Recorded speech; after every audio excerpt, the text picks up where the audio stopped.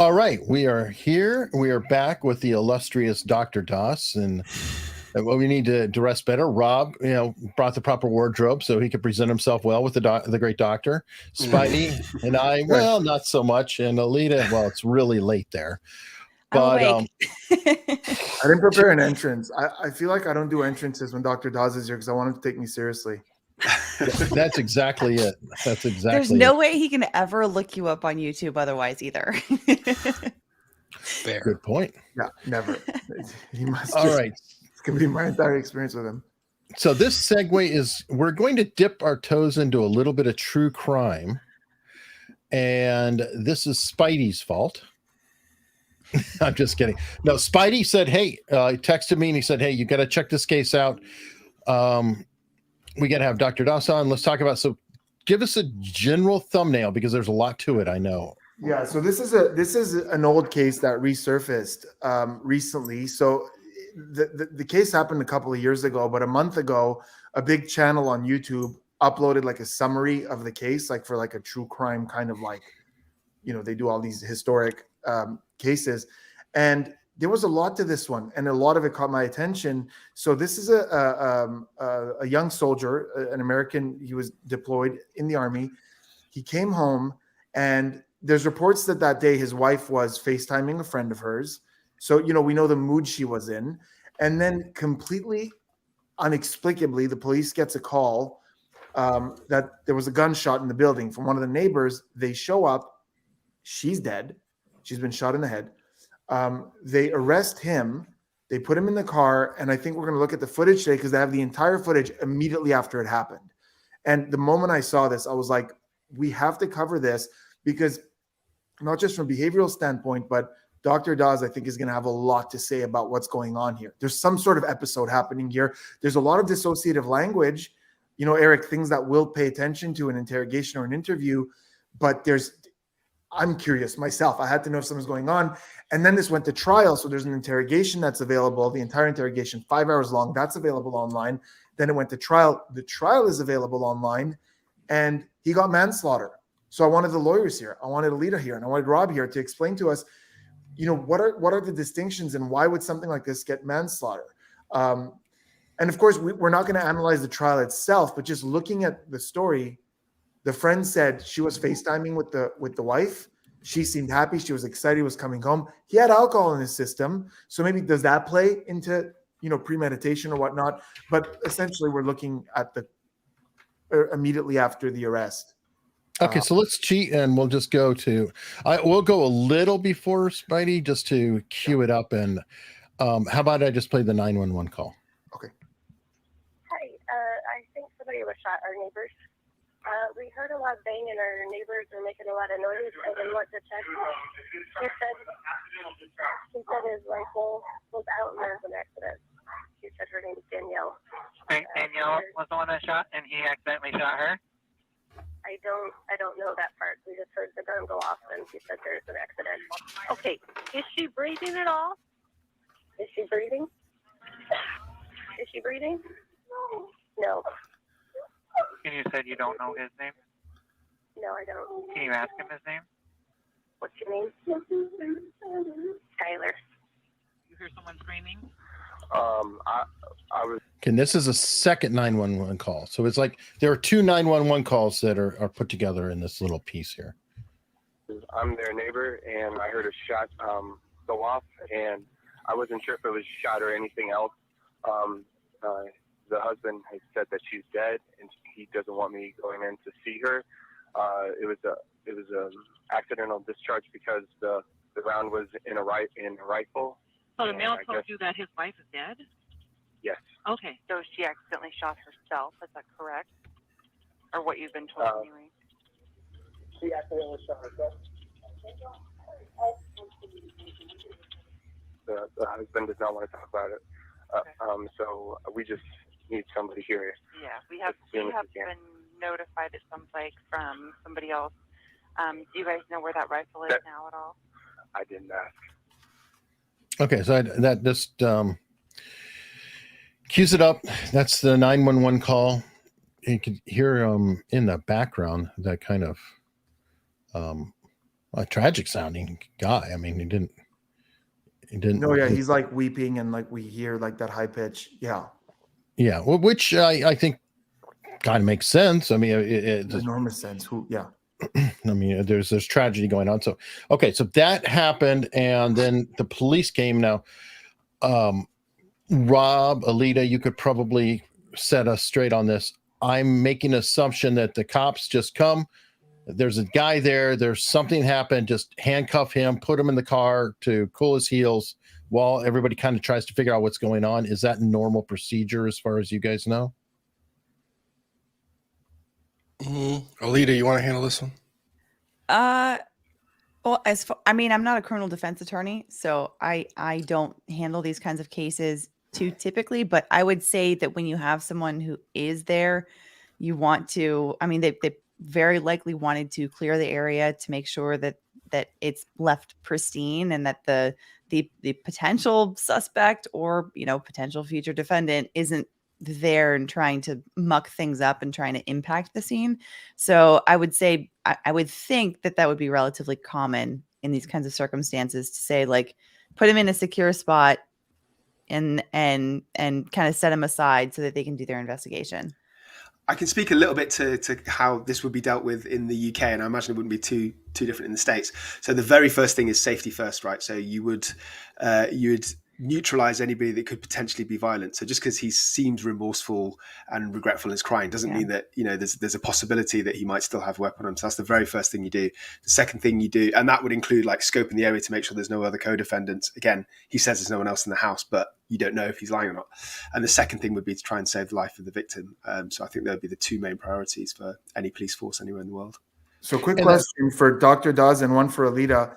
Dr. Dawes, I noticed that the operator on the phone said, "Do you know his name?" And the woman said, "No." And she goes, "Can you ask him his name?" Isn't that bad advice? Like, wouldn't you say, like, get away from him until somebody can get there? Like, don't engage him. Don't talk. You don't know. You don't know if he's still in that state. Yeah, I suppose that depends on whether they think that he's actually the shooter. If they know he's the shooter, then or they suspect he's the shooter, then absolutely, Spidey, they need to get the hell out of there and as far as you not can approach him in any way. What's going on? Yeah, because again, when she goes, "Can you ask him his name?" Because I'd be like, get the hell away, lock yourself in your apartment until we get there. Well, if he's communicating through them, though, and that's the problem, because if he's communicating through them, I would say ask him his name to calm him down. Any kind of conversation to get him, get him to sort of engage or not be violent. So couldn't it be argued the opposite way? I don't know. It's not their job. Like for me, it's safety first. I don't know. My reflex would be to say, if someone's calling me and I don't know what's going on, I'd say, get out of there. Wait till the authorities are there. But I don't know. I'm not. I think that from the. Oh, sorry. Well, I was also gonna say, I think that from the 911 call, it sounded like they were under the impression that she had accidentally shot herself. Yeah. So that may have influenced that as well. Right. Alita, quick question. So we're about to look at footage of the camera in the cop car.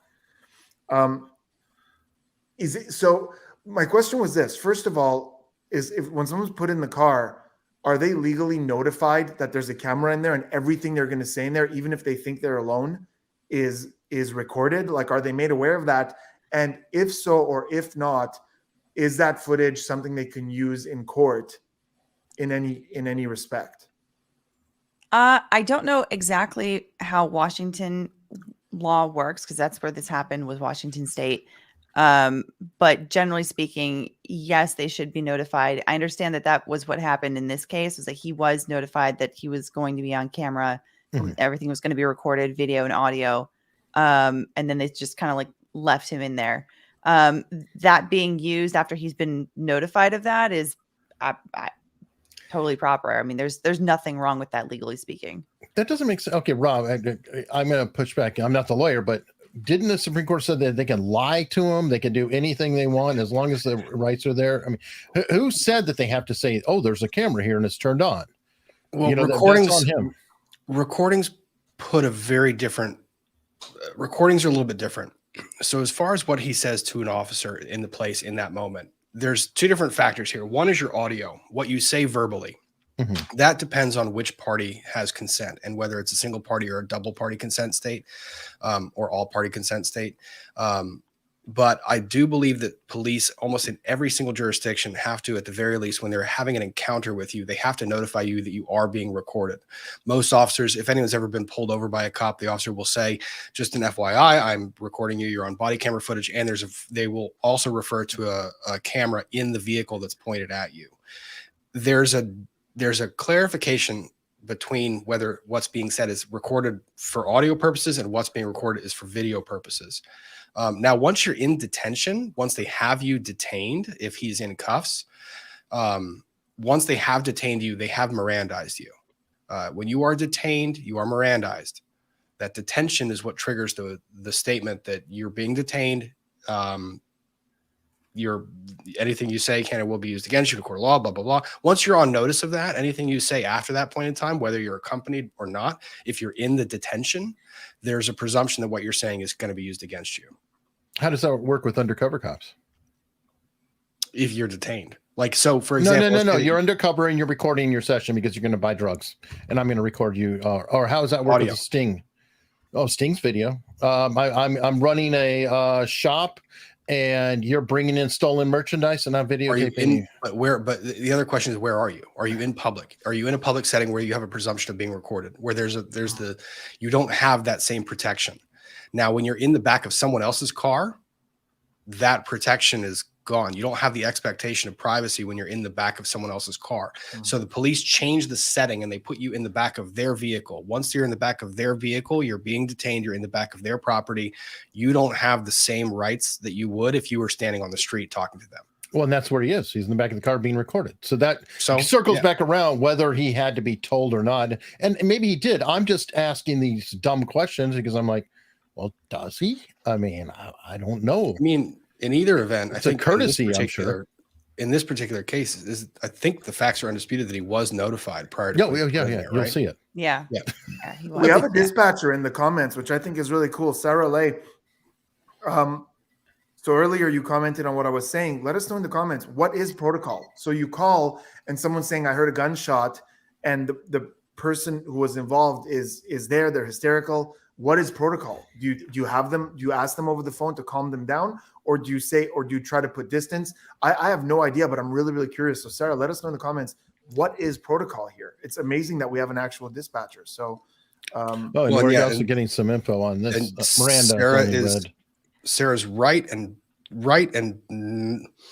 there's two answers to this. One is the constitutional protection. When does the constitutional protection arise? The other one is police policy, and when are police supposed to do it? Police policy, at least from my recollection, is the second that they put cuffs on you is when they read it. Rather, the second you're detained is when they read it. That's policy. When does the protection actually arise? And it is when you are being questioned. If you are volunteering statements, they have no responsibility to tell you that you have the right to counsel. You have to actually be both detained and they have to be in the process of asking you questions. But the policy for officers is to read it as you're being, as or when you're being detained, and shortly thereafter.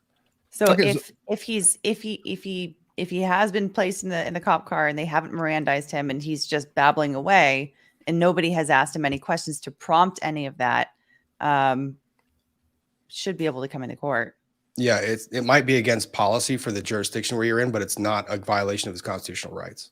Right, exactly. All right, so can I ask all of you guys, was this footage in the back of the car was actually used and seen in his trial? I can't answer that. I'll have to look into that. And by the way, to set expectations, everyone, we're just getting into this. I mean, I just found out about this. We're just kind of reacting as we go. So we may, if it proves popular, we may extend this over multiple episodes because there's a lot here. There's over half an hour of just him in the car.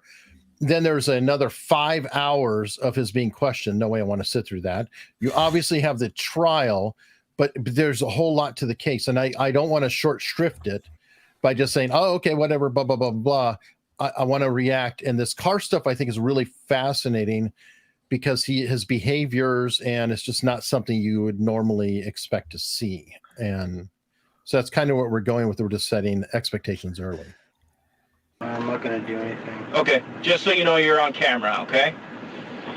So you've been advised of your Miranda rights? And the rights. Okay, just hang tight, okay? Okay, so it sounded like you said no about you've been Mhm. advised of your Miranda rights. I think you said no there, but he knows he's on camera. Okay, so he's been notified of that. Great. You.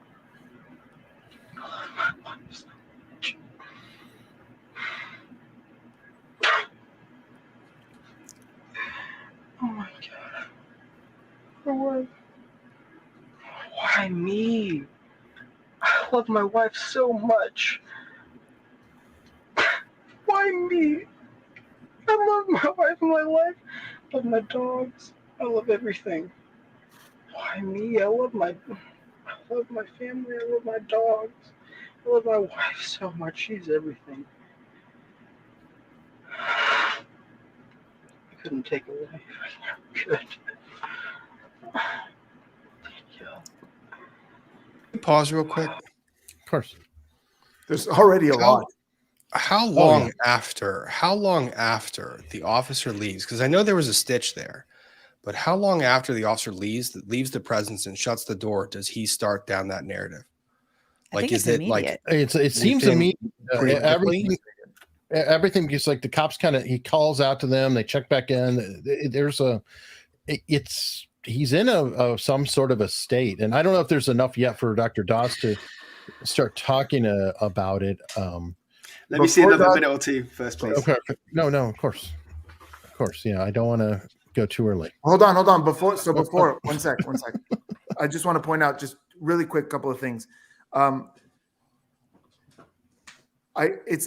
Two things were interesting to me. First, we're getting a lot of what we call the resume statements or the convincing statements, depending on who you ask, which is like building character. So why me? I love my wife. I love my dogs. I love my family. I love everything. So building character. I think this is for the camera, like immediately setting up character. Like, this is who I am. I know the camera's on. People are going to see this. So immediately, I love my wife. I love everything. Like, I'm such a lovable person. I'm a positive person. So building character. And it's interesting how he says, I love my wife, not loved my wife. This, to me, it's not a huge indication, but just a little clue that in his head, it's not bookended. She's not gone. She's not dead. It's not I loved my wife. It's I love my wife. So that was just interesting to me. I noticed the present tense as well, but I don't want to step into it too quickly because correct. My immediate cynical thing is A, he could be doing it for the camera, or B, he could just be rehearsing for when the cops get there. But it could also be because of the present tense, it could be a disassociation or something. So I don't know. That's why I want to keep playing because I don't want to assume or go too deep into deception early. Their tea anniversary.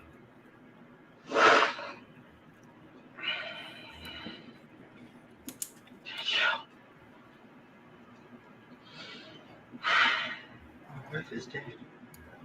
My wife. Hey!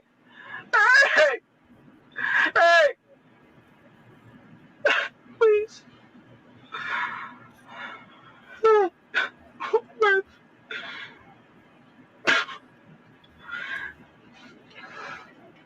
Officer.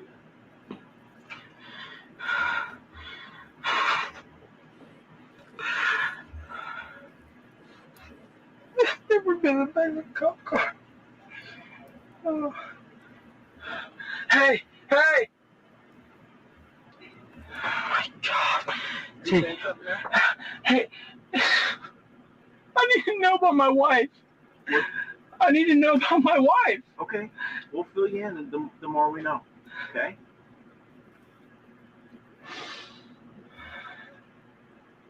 My wife.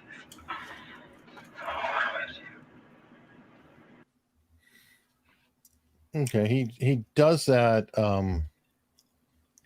He does that multiple times, and I don't want to go too far ahead, but I can bump a little bit ahead to where. Make sure that I have the video playing because I keep doing that.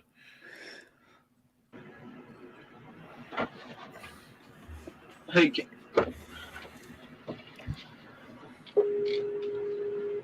wait. Hey, can I ask you a question? What's that, bud? What'd you say? Have you seen my wife? No, I haven't been there yet. Somebody will be able to talk to him. Okay,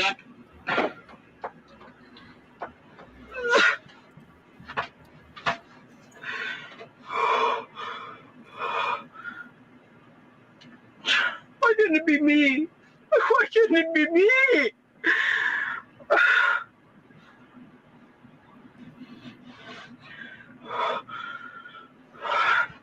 I need to talk to somebody like a chaplain or a lawyer or a priest or someone. Now this here, and hopefully I have enough. It gets interesting because he's having this conversation. I don't know whom he's talking to. The audience, the invisible audience. Is he though? I don't know. I don't want to make that assumption. And we have Dr. Doss. You've observed people, I'm sure. Yeah. And can tell us if there's anything you see. Dr. Doss, before you take that really quick, the imaginary audience is a very real psychological concept, and we see it more present in teens. And he is an older teenager at this point. I know he's not of drinking age because he asked his wife, who's older than him, to buy alcohol, and there was 2 bottles of alcohol empty on the site. So that's important to keep in mind. There's alcohol in the system. I thought she was younger. Yeah, I thought he's of age. She's of age. Hold on. I think he's of age because he was born in 94. 19, I believe. He was born in 94, and this is 2016. I'm sorry I got that wrong. Let me just, because one of the articles I read earlier did say that he asked someone to buy him booze. Yeah, he did ask her to have booze for him when he got home. But I don't think because he wasn't able to have it for a few weeks. Yeah, he couldn't have it when he was on training. No. Listen. While Skylar Nemetz was away, he texted Danielle asking her to buy him a bottle of Sailor Jerry's and a bottle of Fireball so that Skylar, who was underage, could enjoy them when he got home. This is on CBS News. So unless that's wrong, that's where I got I'm just stating my source. Okay, fair enough. But that's what they said. So he asked her to buy it because he couldn't. Anyways, all this to say, 2 empty bottles. So there's alcohol in the system. And if Dr. Does, you care to talk about imaginary audience, because we see that a lot in teenagers. Okay, right. I'll give you my thoughts. So I think there's 3 possibilities. I'll tell you what the possibilities are, and then I'll tell you what I think is going on out of those 3.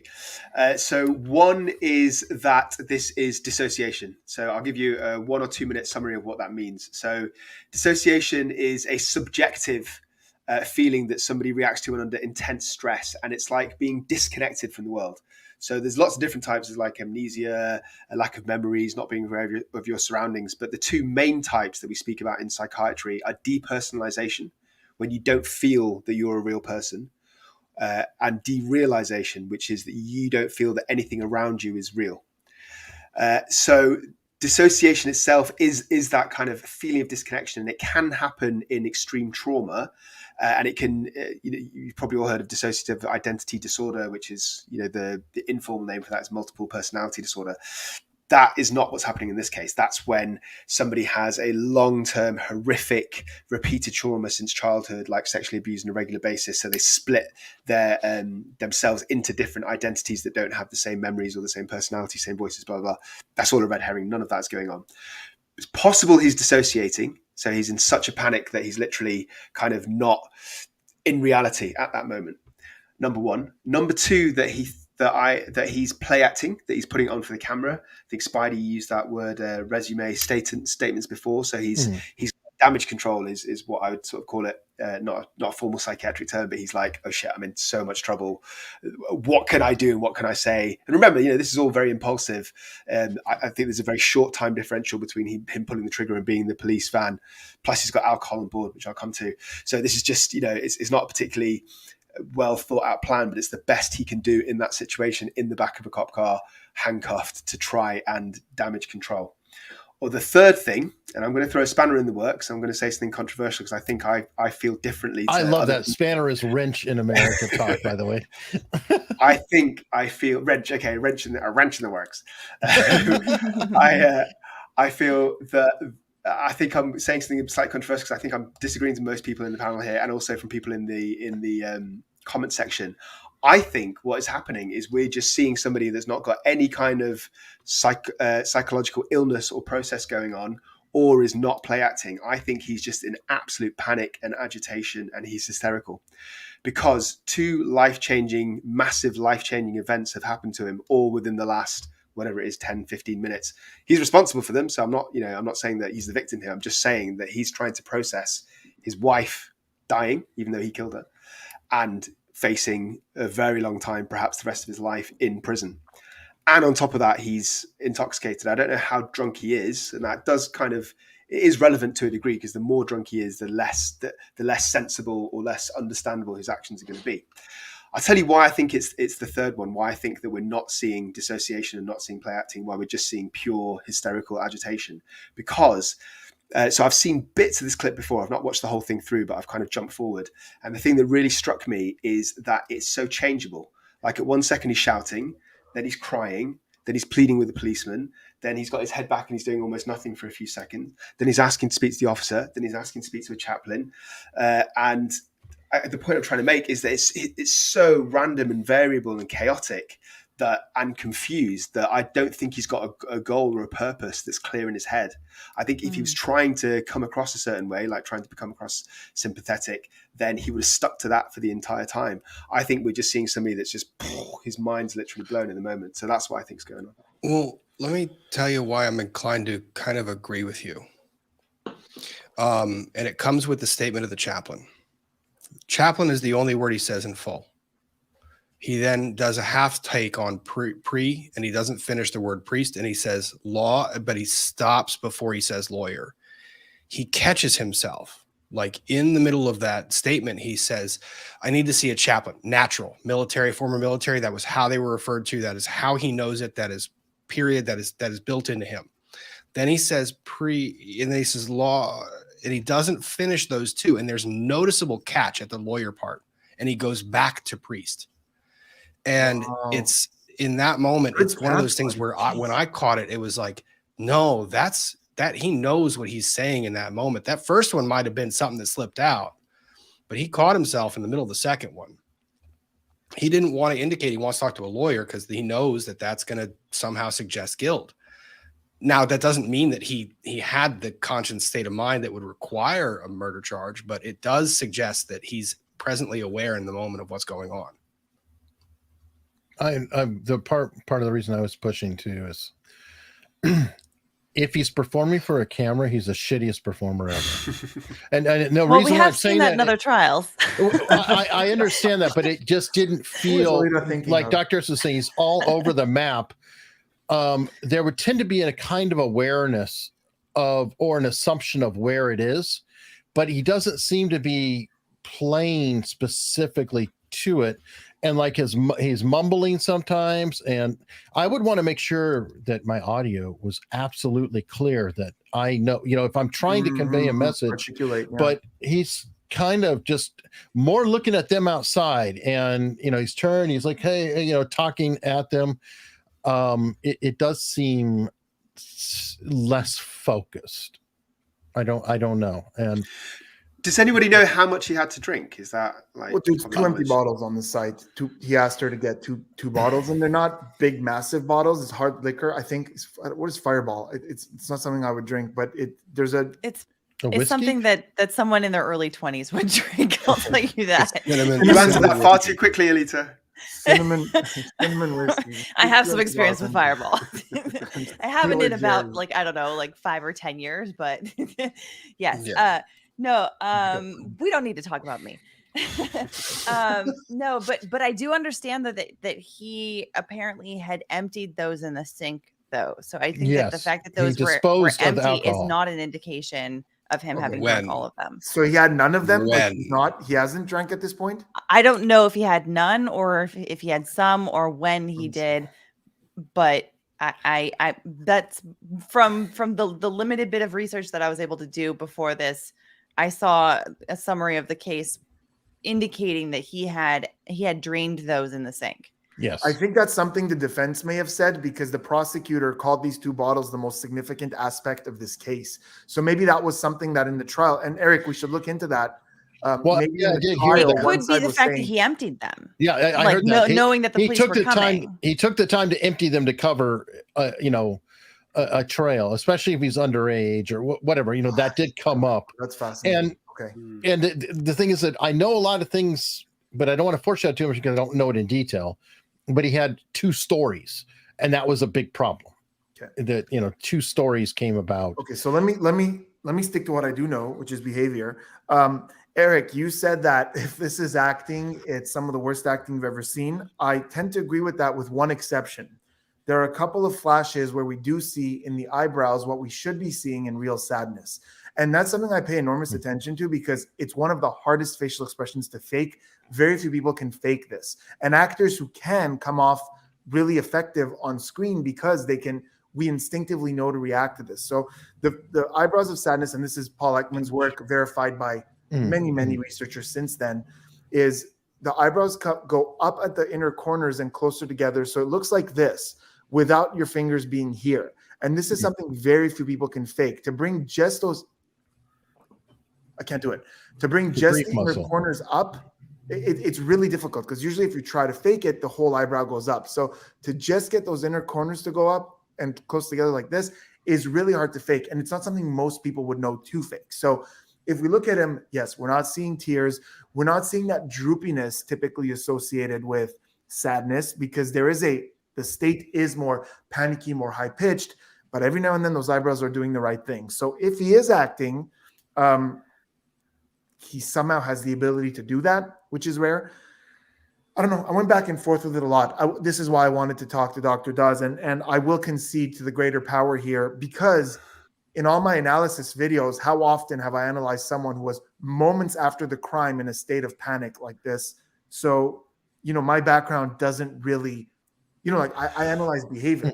But one thing I would say, if you don't mind me jumping in, Spidey, is that if there is genuine sadness, and I've got no reason to doubt your expertise, and if you're saying that, then I fully believe you. But if there is, I mean, he could, if he was play acting, which I don't think he is, he could still feel sad. I agree. We don't know what that sadness is about. It could be genuine remorse that he killed his wife. Like he might have killed her in a fit of rage and actually still regret it. So he's done a bad thing, but he still feels sad about it. Or he could be sad about the fact that, again, he's facing a criminal trial and possibly a life imprisonment. So I guess what I'm saying is it's not necessarily one thing all the time. It can be, especially when he's in this state of panic, he's got this adrenaline running through. I'm sure there must be loads of different thoughts running through his mind. So the sadness might not necessarily be play acting. It could be genuine sadness, and it could even be genuine sadness within play acting as well. I'm with you. I'm saying that regardless of what's going on, whether it's play acting or, like you said, your third theory, real panic, I think whatever the case is, there are real bits of sadness in there. I'm just saying, to me, him not crying doesn't mean he's not sad. So I'm going with you on this, Dr. Dawes. I believe all of those are possible, but we can't discount actual panic because there are real moments of sadness in this. Does he think she's dead or not? That is, I'm curious about that because there is that weird, I don't even know what to think about it because, this whole, have you seen her? It's just, I don't know. Also on the 911 call, apparently didn't allow anyone to go in and see her. So it's a weird dichotomy between the 911 call and then here where he's like asking the officer, have you seen her? And then he says, I love my wife presently. So it's like, I don't know. I don't know which way to think on that one. If I had to speculate, I would say that he does know that she's dead. And I'll tell you why. Because there was some goal-acted actions afterwards. So he's poured the booze down the sink to try and probably to help his own case. He's told neighbors that she shot herself. So the point I'm trying to make is if he's had the time to do those things, then he's almost certainly checked to see whether she's alive or not. I can't see a scenario where he wouldn't even be curious. That'd be the first thing he'd want to know. It's a headshot. So also, exactly. Two things. It's a headshot. Who survives that? And two, he was asked if she was breathing on the phone call with the cops, and he said no. Did he? I just heard a whine. Yes. About that. I think I remember. Okay, because saying, I no, didn't. and then like he panicked. Well, there's also Could be wrong. Like there's two realities. There's the logical reality of someone facing mortality and coming to grips with the logical conclusion that someone is dead. Then there's the emotional reality and the emotional consequence that instills. People can ask if someone's dead and be in one of those two realities. They can logically know the person is gone, but emotionally be experiencing it and coming to grips with it in that moment and questioning it at that same time. Yeah, that's fair. Okay, and I also find it interesting though, but the present tense I still find interesting too, because the present tense is interesting. and it's part of a group statement. He didn't just say he said I love my dogs, I love her. So it boom boom boom boom. You know, it's I like love my life. I love the army. Yeah, I mean, I love the government. He says, like that's. Does he say I love the government? Yeah, he does. I love everything. All Yeah. of it. Which I mean, he is an infantry. He's an enlisted infantry soldier in the army. Yep. And so he's relatively new in his career. I think. Like I if my understanding is correct, he enlisted, went through basic training. He kind of met her around the same time. They got together, and then he got stationed in Washington State. And then she ended up moving there with him. And they got married. Like it's relatively fast timeline there. So I don't know how long he had even been in the army. But yeah. Quick question, Dr. Dawes. These resume statements we're getting in the beginning, could that be a symptom of depersonalization? Like, I love this, I love that. I'm not that. Like, I'm not a person who shoots people because I love my wife and dogs and people and government and everything. And could that be a symptom of depersonalization? Sure. Good question, Spidey. The problem with answering that is that all dissociative experiences, disorders are subjective. So you can't really tell from the outside without asking the patient, client, defendant, and them telling you the truth about whether it's not. Having said all that, I think not, because usually it's a state of kind of utter confusion. So you don't think you're real or things around you are real. And I've seen people, patients of mine suffering it, and they look pretty much how you'd expect them to look. They look like absolutely gobsmacked, just like completely confused and perplexed looking around. They don't usually say anything at all. They're just like, it's a bit like, I suppose, taking mushrooms or taking acid or something like that. Not that I would officially know anything about that, but you're not necessarily. Perhaps unofficially. Eric, little cluster of deception, Eric. No. Hold on. This is the same guy who talked about, what was it? Ketamine, that he has experience with people on ketamine, both in a clinical and a social situations. So, that's why I've got the hip doc here. I'm not talking about joints. But well, maybe I am. Anyway. Do we all see the clusters? All right, I'm skipping again a little bit more while we're talking about odd things that he's saying.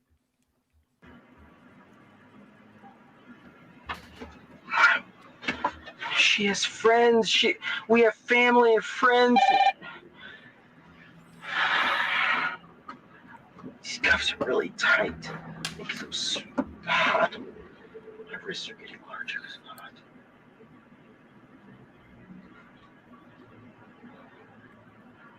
I've never been mean to one cop in my life. I've always been so nice. Just take care of my wife. Where is she at? I hope she's okay. I love that. I've never been mean to one cop in my life. I've always been nice. It's an interesting phrase. We'll keep going. But then he also goes into, where is she at? I hope she's okay. Yeah, it's weird. It's weird. I'm turning on myself here a little, man. And there's a weird clue here for me that maybe is meaningless to you guys, but that little sound stopped him. And as a performer of over 15 years on stage, I know that if I'm trying to get something across and there's a sound, I pause, wait, then keep going. But as someone who did therapy for many years, I know that if someone is in a state of like emotion, a little burp isn't stopping them. They're going to keep going.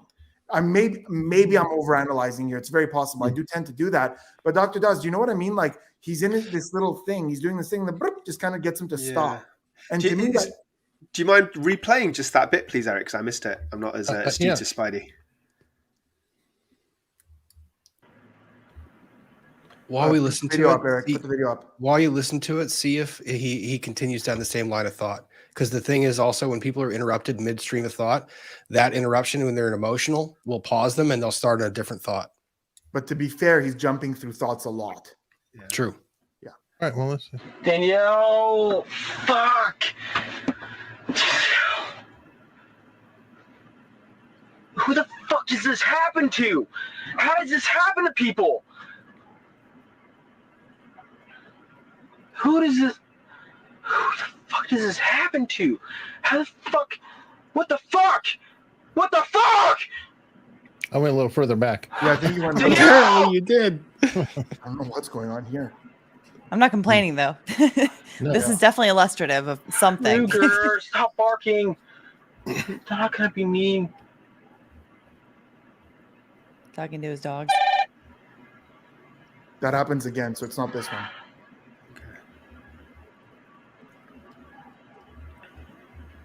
It happens like mid-sentence. No prison the rest of my life. I'm never gonna live again because firearms accident. My wife died. My wife is dead because of a firearms Weird accident. phrasing. I'm gonna go to prison the rest of my life. I'm never gonna live again. I'm gonna get kicked out of the military. I'm not gonna be in the military. One thing I want to be in my entire life. I'm getting kicked out.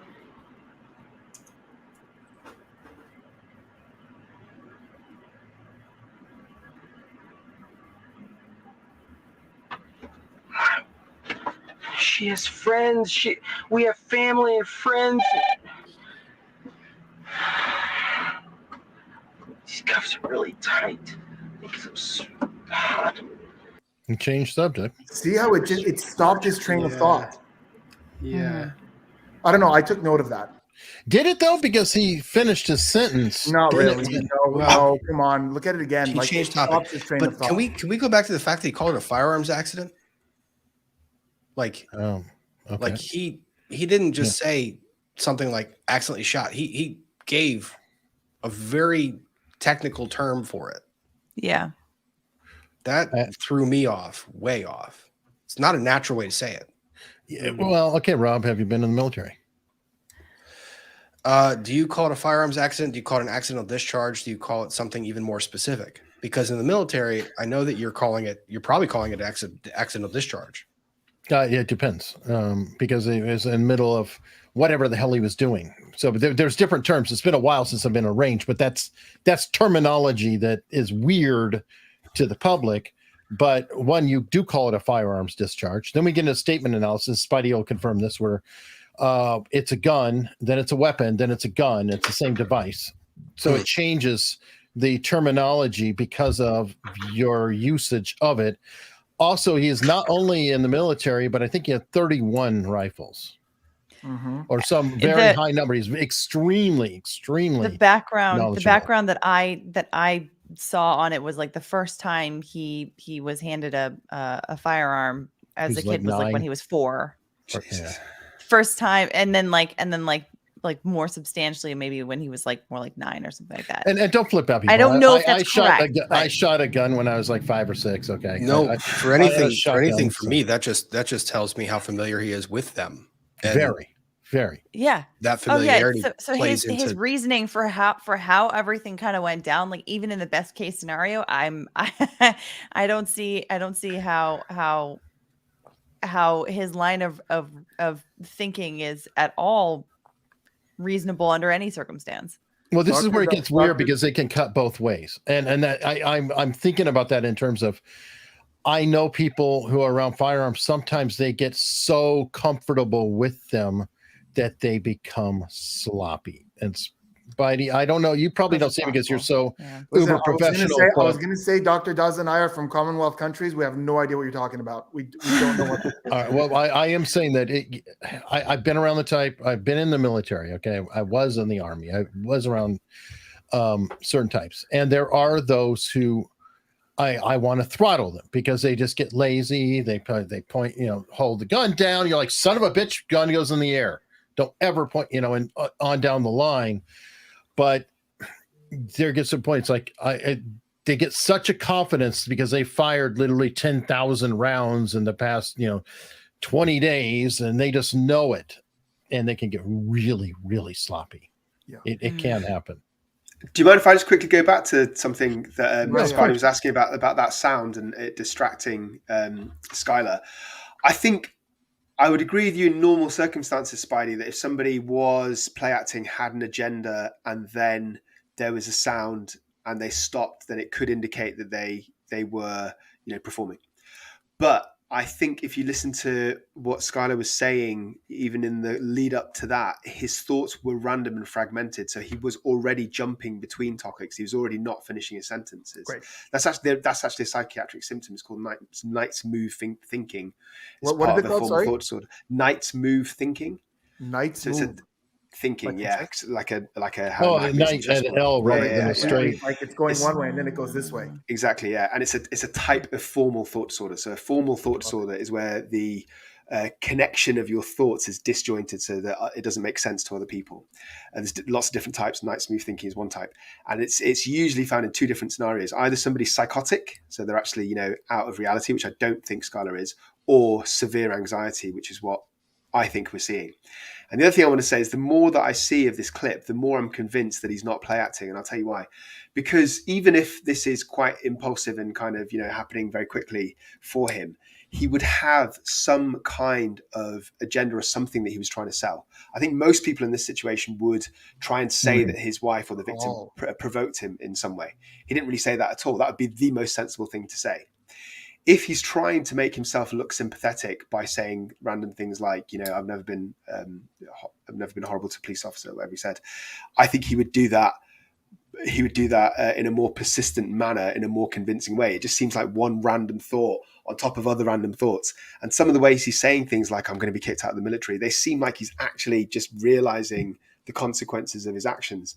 So I again, the more I watch it, the more I think that he's not play acting, and this is just his thoughts being spoken aloud. It's an amazing point, Eric. That's an amazing. This is why we bring this guy. That's an amazing freaking point, because we often say like truth tellers tell, liars sell, and this is research to where, listen, when it comes to lie detection, nothing is researched enough because there aren't enough patterns for us to know. Everyone lies in different ways, but there's a slight skew in favor of truth tellers tend to be a little more direct, a little more just factual. They're selling less. Now, people who want you to believe them, even if they're telling the truth, will often behave like liars when it comes to this. So again, take this with a grain of salt, but we say truth tellers tell, liars sell. And in this scenario, although it seems random, he's not selling anything. Right. I think, which is going back to what Dr. Daz is saying, like I don't feel like there's a narrative that he's trying to get me to buy. It's so, I know this term, it's called the Knight's move. It's like thinking, yeah. Thinking. This term. As of 5 minutes ago. This thing I'm very familiar with called the knighting. Knighthood. And yeah, I think like his thoughts are all over the place, and he's jumping. And I love what Dr. Daz said, where in that kind of craziness, that would just kind of distract him because he's already distracted and anxious. So.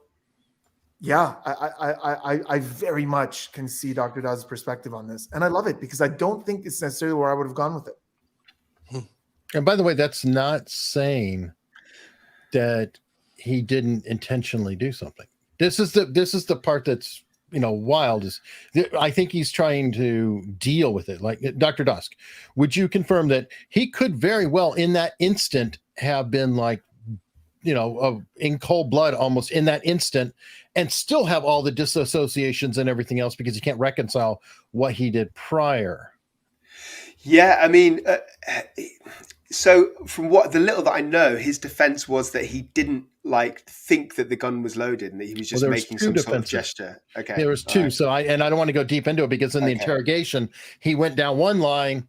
Then they kind of called him out, apparently. And then he was like, oh, well, then there was this other line. There was inconsistencies in his testimony. So, but to answer your question, Eric, absolutely. Yeah. Somebody can do something impulsively, instantly regret it and be in denial, in emotional denial and in factual denial. So just because what he did was potentially purposeful doesn't mean that he can't act in a bizarre, agitated manner afterwards. Mm-hmm.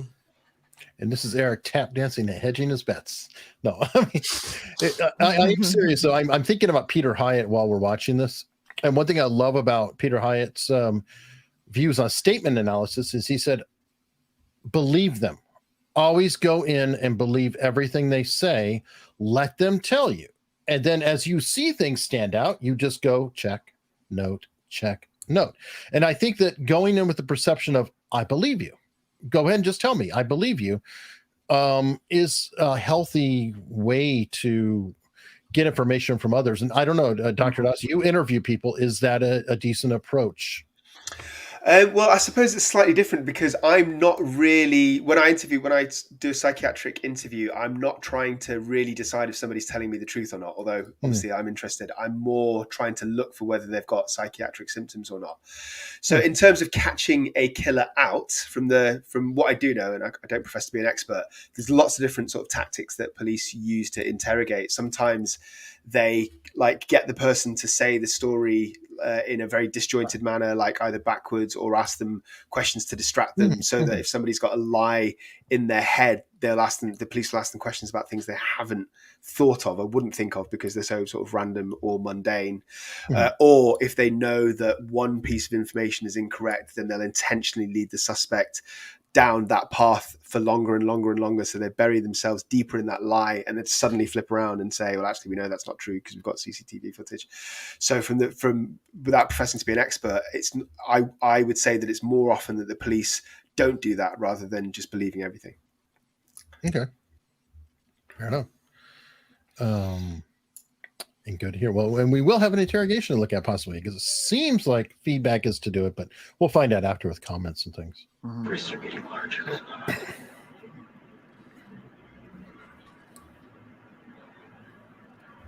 I've never been mean to one cop in my life. I've always been so nice.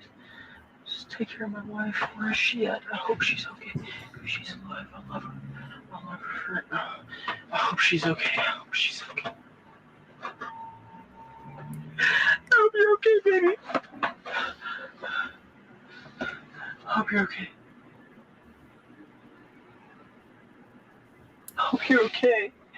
I never meant to hurt you. I love you so much, Danielle. Danielle Nemetz, I love you so much. I never meant to hurt you. I hope you're okay.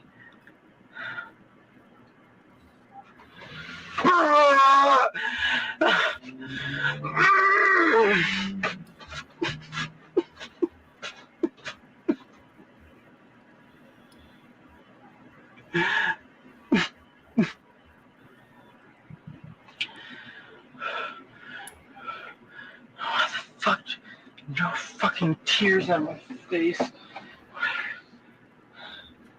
Who is he talking to with this tears thing? I don't know. Not himself. That's not something we say to ourselves. No, I mean, the whole thing is like an imaginary friend. I'm going to jump forward to cover this last part. That's a weird statement. Oh, there's a lot of weirdness in this. He is to a certain degree playing to an audience. Like that, we can't deny that. Whether this entire thing is an act or not, I don't know. But to a certain degree, there is an element of performance because Alyte, that's a great catch here, because he's saying, "Oh, I have tears running down my face." That's not something we say. It's not something I say to myself in my head. There's also he also admits something in there too. Like he by saying I didn't mean to hurt you, he acknowledges having hurt her. Yeah. Like that's an implicit denial. Like that there was the admission in that statement that he knew there was a consequence to his action. Now whether it was a fatality or not, we're not sure if he really knows that all the way, but at the very least, he's admitting that. Yeah. And Pelton, who's an amazing photographer, by the way, was saying the camera. I'm going to push back on the camera thing, like I did earlier. Like when he's turned back, where are you? And so you want to make sure the camera's catching the important stuff. So he's a very poor camera performer. Okay. Or as a subject. By the way, I don't think the two are always mutually exclusive. Like we often tend to look at things in a binary way or in an extreme way to say either he is completely performing or this is completely true. There's a world that exists. In fact, in most cases, it could very much be a mix of both. So even if we identify elements of this that are meant for an audience, for the camera, for the cops, I've never hurt a cop. I've never been mean to a cop even once. That sounds to me like it's for the benefit of an audience. There's tears down my face. That sounds like it's to the benefit of an audience. But it doesn't mean that the entire thing is a performance or that the core of it isn't a real emotion that he's trying to really convey. Often we see people who feel an emotion and really try to sell that real emotion. So, or he could be rehearsing. That's what I said to begin with. He could be rehearsing. But I'm just saying that the sense I that don't feel I like have it's directed to a camera specifically. the sense, and I mean, I'm like really underqualified in comparison to Spidey and Dr. Doss here, you know, in terms of like this stuff. But like the sense that I have here is that like these are probably thoughts that are maybe were going on in his head, but the fact that he knows that there's a camera that's recording them, then they're being verbalized. Yeah. That's the feeling that I have, and I don't like, I don't sense like sincerity coming like with his words. Maybe it's just the fact that they're so erratic, you know, like, but it's just like that's me acting like if I'm a juror at his trial and I'm watching this footage, I'm thinking, no, this doesn't look real. This doesn't look sincere. This doesn't look like he's he's like actually welling up with these various emotions. And he's just trying to lay out a narrative that's getting caught on camera that looks like he's not intending to, but you know, somebody who is not an actor, not experienced in these kinds of things, and is kind of thinking maybe erratically in the moment, like this makes the most amount of sense is for me to do this. But what's he doing then, Alita? What's he trying to sell? What is he trying to convey if he's doing it intentionally for the camera? The fact that he didn't intend to do anything wrong, the fact that he loves his wife. Who shoots his wife if he loves her, right? Like who acts with intention in that circumstance if he actually loves her. Yeah. I suppose this is kind of mirroring what Spidey just said, but it could everything that we're saying could all apply simultaneously, can't it? So it could be that he genuinely does feel guilty for what he does. He genuinely does, love his wife and absolutely regret his action. At the same time, in this absolute panic of all these emotions, for minutes at a time, he remembers that there's a camera on and maybe exaggerates or says things for the camera, but then seconds later is distracted by genuine thoughts like I'm being kicked out of the military. There has to be these thoughts about him going to prison and his immediate future. There's no way that he can't be massively preoccupied with that. So I guess what I'm saying is I think that it's disjointed, random, chaotic, panicked, and there's bits of consciousness that are weaving in within what we're seeing. And the very fact that he changes his countenance and his facial expressions so many times, as well as his thought content, suggests that, I think. Do you guys narrate in your dreams? Do we narrate it? Is there like a voice? Yeah, in your dreams, do you narrate? Why is that so deep? Like that is so. Now I'm thinking about the last dream I remember. I never remember like really any of my dreams, so I can't tell you. I know that I do, and I always think it's odd that I literally have a narration going over my dream and stating why such and such is going on, and I'm bringing that because that's because you have such a good narration voice. Oh, thank you. You narrate. So Eric, do you narrate to yourself or to like in the dream? It's like I'm narrating it, but I'm living it at the same time, and there's a weird split involved. But I know it's my voice who's doing it, so I'm omniscient, but I'm also subjective. And I'm only saying that because I'm like in a highly anxiety-ridden, stressed state. Gee, could it almost be like a dream nightmare situation? I mean, I think that's feasible. If I'm like running late for work, then it wouldn't be weird if I'm just going, fuck, where are my keys? Why do I always do this? You know what I mean? Like little glimpses of growling to yourself. I think that's understandable. That's not necessarily put on. Yeah. I just want to point that out because I think about that and now amp what you just suggested by 20,000 times the intensity. And what would you be saying? Or what were they saying? So this reminds me, like in behavioral psychology, we often look at scripts and so like we all have certain scripts. Like when we go to the grocery store, we have a certain script. I do. We're a different person at the grocery store than we might be when we go visit grandma. Like we have these different life scripts. And unless this guy is a complete monster, which I mean, I haven't seen enough evidence to tell you like this guy's completely deprived of all empathy or emotion. The guy shot and killed his wife. Like, again, unless he's a complete monster, there's going to be real sadness, real negative feeling there. His wife is dead. He did it. So unless anyone's saying that this guy is the worst of the worst, there's going to be a real negative emotion there. Then we look at another script. He's in the back of a cop car. I think if any of us were in the back of a cop car being arrested, the script we would go to is proclaiming innocence. Like, that's just something you do. Like, you try to sell your innocence. So again, I'll keep defaulting to this. In most things exist in a gray area. So I don't think this is a case where it's polarized. I think there are bits of real thing, and I think there are certain things he's putting on for the camera. All right. Well, we're running. Just not legal advice. If you find yourself in the back of a cop car, shut your mouth. No, you can say, I want a lawyer. No, I don't want you to say that. I just shut your mouth. Just shut your mouth. Put your head down. Yep. You can process things mentally. Yep. Shut up. Yep. Agreed. And don't try and fake mental illness. That's another piece of advice, because don't do that either. Not with this panel. Sohom. Okay, so I'm going to play one more clip to take us out, and this is where he gets to interact with the cop when he comes in. Cool.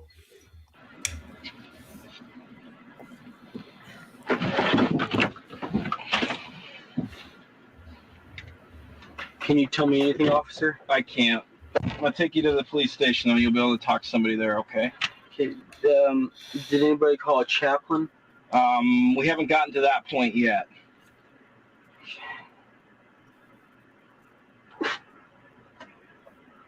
Just because you're in the back of my car and you're on camera, okay, I'm going to advise you of your rights really quick.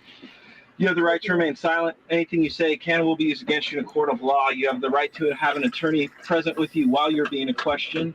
If you cannot afford an attorney, one will be appointed you by the courts at no cost to yourself. And anytime you can choose to exercise your rights and not speak to me. Do you understand your rights? Yes, I do. Okay. I just have to advise you of those, okay? We have to, because you're sitting in the back of my car and I got a camera rolling, okay? Wait, that's my part where they turn on the lights. Did somebody come get my dogs? Yeah, we're going to take care of your dogs.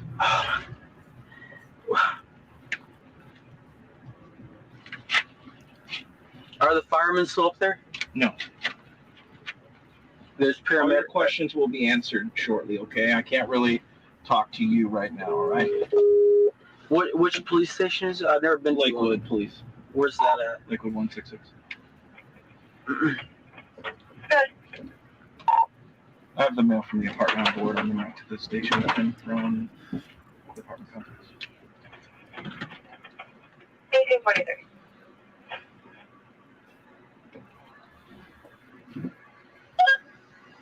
I've never been to. Where is this at? It's just in Lakewood near the YMCA, man. Ma'am? Man. Okay.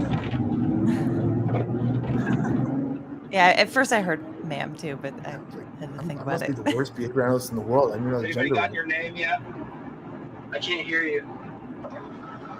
Has anybody gotten your name yet? What? What's your last name? Nemetz. Spell it. Nemetz. My ID is back in my house. What's your first name? Skylar, Skylar. What's your middle name? I have two. Okay. Legally, it's Nik. Nick? Yeah, Nikolas. Nicholas. And then the second middle name is Bear. Are both initials on your driver's license? Both middle names. I can't remember. I think they are, but I'm not sure. So, just put Nicholas, because that's, or just put N. That's fine. What's your birthday? 7/19/1994.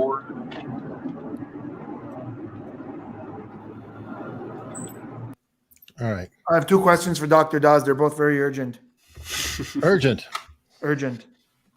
One, Dr. Dawes, why the hell isn't he asking about her? Why is that not his priority? Why is that not the first thing? That's one. Hold on. And two, what the hell is this calmness? He's answering questions like he's taking a survey in a coffee shop. Yeah. I think I can't say for definite without assessing him in person, but my best guess would be that he knows that his wife's already dead, and he's known from the beginning, because within that interim period before the police came, as well as doing other things like getting rid of the bottles, he checked to see whether she was alive or not. Plus, she's been shot in the head, so it's not like a borderline case. As to why he's calm, I mean, I think he's just relatively calm for a short period of time. I don't think he's completely calm, as in he feels relaxed from here on in.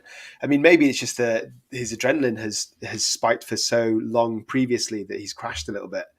Do you think it might have anything to do with how in the military you're like trained to respect authority. Yes, instantly? it's very much that. He's military. It's like the moment That's what I was an gonna say. outranking officer asks you a question, doesn't matter if your buddy just got shot in the head, they train you to like respect, listen, answer. So it could just be like the courtesy, again, script, right?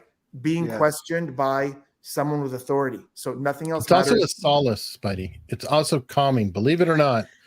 In a highly stressful situation, a person of authority who is demanding things of you or asking things of you, you just respond. This goes into basic training. He has not been in that long, probably a private, and it very much makes a difference.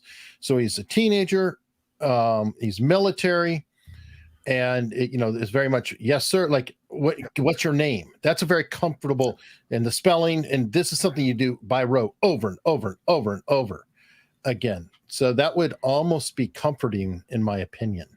And also, he's got no reason not to be polite, because it's not like he can protest that they've picked up the wrong guy on the street. Do you know what I mean? He can't play that card. It's obviously that he's going to be the number one prime suspect. So, it serves no purpose to be anything but polite and try and get any kind of sort of reciprocated nice behavior back to him. And I was wondering if there was anything to the fact that he was in the car by himself for so long, and now he has another person in his presence that may have been a calming factor. Oh yeah, it's possible. Robin, Alita, because he was read his rights once the cop came in, does that make everything before that inadmissible? No. Really? Entirely different standard of analysis. Plus, you had the officer. Just because he Nobody was says he didn't talking to him acknowledge the before. rights, you don't know whether the rights were actually read or not. Plus, he wasn't actually being questioned at that time, even in between questions. If a cop questions you and you say, "I have a lawyer," the cop walks out of the room, or "I want a lawyer," the cop walks out of the room for 10 minutes and comes back in and asks you another question. If you answer that question, or if you start volunteering statements, that still comes in. Right. And when he gets to the station and he talks to some other police officers, some detectives or whoever, they will also then Mirandize him as well. So like they will re-Mirandize him with these newest encounters. The fact that he perhaps wasn't Mirandized, he may have just not been Mirandized by this particular officer before he was put in the cop car. Okay, now I've got a tight deadline because everybody has different things going on. So we're going to wrap up on this. I've got a couple super chats. Tracy R., thank you so much. So happy to be here. And I'm happy to be here. I'm glad you like all these people. They're much smarter than I am. That's why they're here. You watch this case and have opinions and can't wait to see the reactions. I can't wait to hear everybody's reactions in the comments below, especially. I talk to myself when I'm playing tennis. Usually when a bad shot, I say, "Really? Did you do that?" Yes. I think we all definitely talk to ourselves. But seriously, if you want us to cover more of this, please comment. Please tell us. And I want to hear what you love think. this case for this panel. Like I love this case for this panel, especially if we go into the interrogation and then the actual trial. And like this is just one where everyone, I'd be so excited to personally if you guys are into it. Yeah. I'm very intrigued to see what happens next. Actually, I want to know how the trial went and his interrogation went as well. All right. So on that note, everybody let us know in the comments below. And of course, if you want to watch more of this, you need to subscribe. So, that's the bribe. Hit like on your way out, and we will see